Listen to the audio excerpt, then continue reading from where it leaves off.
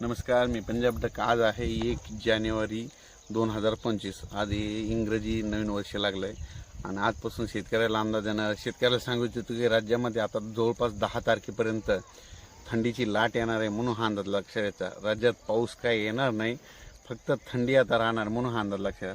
आणि उद्याच्या दिवस राज्यामध्ये धुराळी धुकं देखील राहणार आहे, दव देखील असणार आहे, म्हणून हा अंदाज लक्षात. पण राज्यामध्ये मात्र आता 10 जानेवारीपर्यंत पाऊस काय येणार नाही, म्हणून काही चिंता करायची गरज नाही.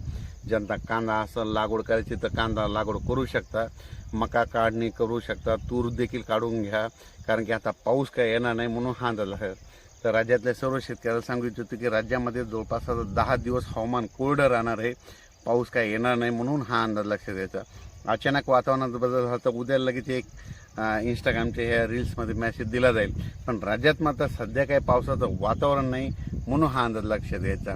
जवळपास म्हणजे हे आता 1 जानेवारी 2025 हे नवीन वर्ष सुरू झालेलं आहे आणि ह्या आता म्हणजे 1 जानेवारीपासून ते 10 जानेवारीपर्यंत राज्यात हवामान कोरडं राहणार आहे, म्हणून हा अंदाज लक्षात द्यायचा. धन्यवाद.